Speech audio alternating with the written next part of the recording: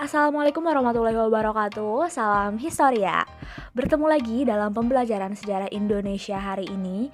Pada kesempatan kali ini kita akan melanjutkan pembelajaran dari pertemuan sebelumnya, yaitu masih di bab tentang pergerakan nasional. Hanya saja pada hari ini kita akan melanjutkan tentang organisasi-organisasi masa pergerakan nasional. Sebetulnya ada organisasi apa aja sih di masa pergerakan nasional? Karena di pertemuan sebelumnya kita kan sudah membahas bahwa setelah tahun 1908 mulai muncul golongan pelajar atau golongan cendekiawan yang pada akhirnya membentuk organisasi-organisasi yang berperan penting dalam masa pergerakan. Oke, kita harus terlebih dulu mengetahui bahwa dalam perkembangan organisasi-organisasi pergerakan nasional terbagi dalam beberapa periode.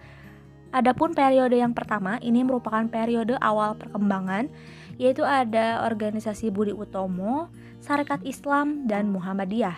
Lalu yang kedua ada periode nasionalisme politik, ada organisasi Indische Partij. Lalu yang kedua ada gerakan pemuda dan gerakan perempuan. Lalu selanjutnya adalah periode radikal. Ini merupakan organisasinya adalah Perhimpunan Indonesia, Partai Komunis Indonesia, Partai Nasional Indonesia, Partai Indonesia dan Pendidikan Nasional Indonesia atau PNI baru.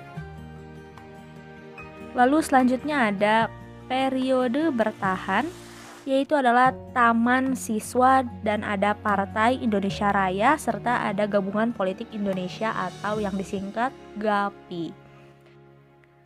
Yang pertama adalah Budi Utomo. Organisasi Budi Utomo didirikan pada tanggal 20 Mei 1908 atau kita kenal sekarang tanggal ini diperingati sebagai Hari Kebangkitan Nasional. Nah, organisasi Budi Utomo berdiri atas inisiatif Dr. Wahidin Sudirohusodo yang ingin meningkatkan martabat bangsanya melalui kegiatan pengajaran. Pada tahun 1906, Dr. Wahidin bertemu dan berdiskusi dengan para pelajar Stovia di Jakarta. Stovia ini sama dengan Universitas Kedokteran atau Fakultas Kedokteran kalau kita kenal saat ini ya. Nah, jadi dari ide Dr. Wahidin Sudirohusodo inilah kemudian pada tanggal 20 Mei 1908 para pelajar Stovia mendirikan perkumpulan dan diberi nama Budi Utomo dan Sutomo terpilih menjadi ketuanya. Jadi diingat-ingat, didirikannya oleh Dr. Wahidin Sudirohusodo sedangkan ketuanya adalah Sutomo. Adapun Budi Utomo ini organisasi yang bersifat moderat, sehingga pemerintah Belanda tidak menaruh curiga pada pergerakan yang dilakukan oleh Budi Utomo. Moderat di sini adalah maksudnya tidak terjun dalam dunia politik dan bersifat netral, gitu ya. Nah, selanjutnya Budi Utomo ini memiliki tujuan untuk meningkatkan pengajaran bagi orang Jawa. Dalam perkembangannya, tujuan Budi Utomo kemudian diperluas dengan mencakup kegiatan pendidikan barat dengan prioritas pengetahuan bahasa Belanda. Alasannya, tanpa bahasa Belanda, seseorang tidak akan dapat menduduki suatu jabatan yang layak dalam jenjang kepegawaian Belanda. Jadi sasaran pergerakan yang dilakukan oleh Budi Utomo ini itu menyusup ke dalam pemerintahan Belanda. Karena dengan menyusup sebagai pegawai pemerintah, otomatis pergerakan yang dilakukan bisa semakin cepat, gitu ya. Tapi jelas di sini Budi Utomo bukan organisasi politik. Nah, justru pada akhirnya inilah yang menyebabkan kemunduran. Salah satu alasan kemunduran dari organisasi Budi Utomo. Jadi karena tadi kelahiran Budi Utomo ini dengan cepat mendapat dukungan dari banyak kalangan, namun seiring dengan berjalannya waktu, Budi Utomo mengalami kemunduran. Hal ini disebabkan adanya perbedaan orientasi antara golongan tua dan golongan muda. Nah, golongan tua ini setelah kongres pertamanya, golongan tua lebih mendominasi organisasi Budi Utomo dan mereka memutuskan untuk membatasi jangkauan ruang gerak Budi Utomo hanya pada masyarakat Jawa dan Madura saja. Nah, selain itu, Budi Utomo diputuskan untuk tidak akan melibatkan diri dalam kegiatan politik karena jangkauan yang sempit, jadi anggotanya itu hanya boleh orang Jawa dan Madura saja. Lalu Budi Utomo juga tidak terlibat dalam kegiatan politik, ini menimbulkan kekecewaan bagi golongan muda yang ada pada organisasi Budi Utomo.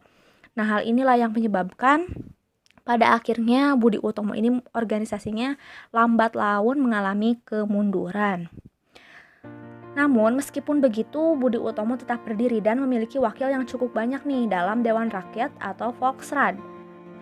Ya, walaupun akhirnya Budi Utomo terus mengalami kemunduran, tapi paling tidak Budi Utomo ini telah mewakili aspirasi masyarakat Indonesia pada umumnya dan masyarakat Jawa pada khususnya untuk bangkit dari ketertinggalannya. Nah, Budi Utomo menjadi organisasi pergerakan modern pertama yang telah memberi inspirasi kepada kaum nasionalis di Indonesia untuk membangun sebuah perjuangan yang berbasis pada sebuah organisasi modern. Organisasi kedua selanjutnya yang akan kita bahas ini adalah Sarekat Islam yang didirikan di tahun 1911. Awal namanya Sarekat Islam ini bernama Sarekat Dagang Islam. Didirikan oleh Haji Saman Hudi pada tahun 1911 di Surakarta. Nah, pada mulanya organisasi ini bertujuan memajukan perdagangan Indonesia di bawah panji-panji Islam dan untuk menyaingi para pedagang Cina di Solo. Jadi awal tujuannya Saman Hudi ini ingin supaya para pedagang Muslim pribumi bisa bersaing dengan para pedagang Tionghoa yang saat itu memang memonopoli pasar. Nah, di bulan September tahun 1912, akhirnya Cokro Aminoto merubah nama Sarekat Dagang Islam menjadi Syarekat Islam. Kenapa dirubah? Karena Cokro Aminoto berpikir supaya jangkauan pergerakan Sarekat Islam bisa semakin luas, tidak hanya tercakup pada sektor perdagangan saja. Jadi jelas tadi ya, pada awal berdirinya Sarekat Islam ini bukan partai politik, tapi hanya bertujuan untuk membantu pedagang Islam dapat bersaing dengan pedagang asing atau pedagang Tionghoa dan India. Namun ternyata karena tadi setelah diganti namanya menjadi Sarekat Islam, kemudian ruang gerak dari Sarekat Islam menjadi semakin luas dan tidak terbatas hanya pada sektor perdagangan saja. Ini terbukti di tahun 1916 pada akhirnya Sarekat Islam ini berubah menjadi partai politik dan bersikap lebih radikal. Radikal atau istilahnya non-kooperatif terhadap pemerintah Belanda.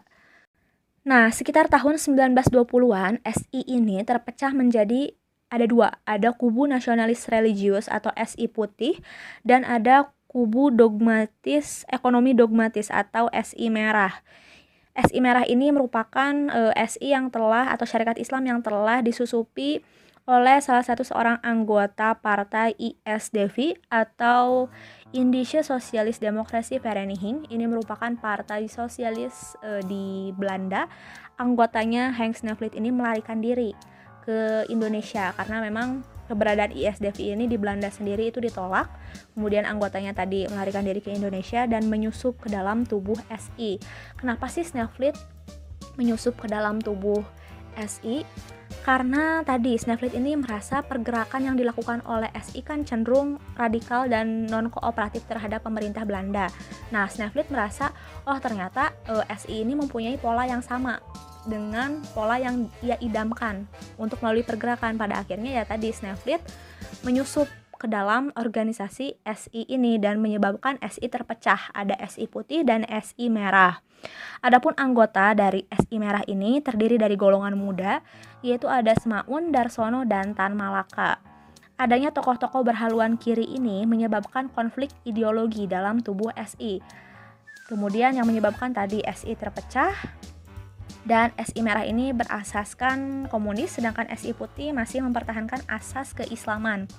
Dalam kongresnya yang dilaksanakan pada tahun 1921, anggota SI dilarang untuk merangkap keanggotaan dengan organisasi lain. Akibat hal tersebut kemudian Semaun dikeluarkan dari SI karena Semaun, Darsono, dan Tan Malaka tadi ini merupakan anggota dari PKI juga, Partai Komunis Indonesia. Karena ada larangan tadi, dilarang untuk merangkap 2 keanggotaan, kemudian golongan muda tersebut keluar dari SI dan lebih fokus untuk membangun Partai Komunis Indonesia. Oke, sekilas seperti itu. Nanti kan kita akan membahasnya di masa organisasi radikal, nanti akan khusus dibahas tentang PKI. Nah, selanjutnya organisasi yang ketiga ini adalah Muhammadiyah. Bahkan organisasi Muhammadiyah ini masih eksis hingga sekarang ya. Nah, ini merupakan organisasi tertua dalam masa pergerakan. Jadi didirikannya oleh Kiai Haji Ahmad Dahlan di Yogyakarta pada tanggal 18 November tahun 1912. Adapun alirannya ini berhaluan sosial agama dan bersifat moderat atau kooperatif. Sedangkan tujuan kenapa sih didirikan Muhammadiyah ini untuk mengembalikan Islam sesuai dengan sunnah Rasul dan memberantas kebiasaan yang tidak sesuai dan memajukan ilmu agama Islam bagi anggotanya. Jadi Muhammadiyah ini pergerakannya dalam bentuk mendirikan lembaga-lembaga pendidikan, lalu ada tablik-tablik akbar, badan wakaf, serta menerbitkan buku-buku, brosur, majalah, dan surat kabar. Hal ini dapat disimpulkan bahwa organisasi Muhammadiyah bergerak melalui dunia pendidikan dan mendukung perjuangan kemerdekaan. Lalu tujuannya itu untuk menghapus kebodohan, kemiskinan, sehingga sekarang juga ya Muhammadiyah masih eksis di Indonesia. Kurang lebih seperti itu. Oke, jadi kesimpulan yang kita bisa simpulkan dari pembelajaran hari ini tadi ya, bahwa masa pergerakan nasional merupakan masa yang panjang bagi bangsa Indonesia untuk mencapai kemerdekaannya. Jadi setelah tahun 1908 mulai ada golongan pelajar yang kemudian ini golongan pelajar menciptakan sebuah organisasi-organisasi yang pada akhirnya menggerakkan pergerakan nasional. Adapun tadi organisasinya terbagi dalam beberapa periode, dan periode yang paling awal itu adalah organisasinya Sarekat Islam, lalu ada Budi Utomo dan Muhammadiyah. Oke, itulah dia. Untuk materi hari ini kita akan lanjutkan di materi selanjutnya. Terima kasih telah menyaksikan video ini. Wassalamualaikum warahmatullahi wabarakatuh.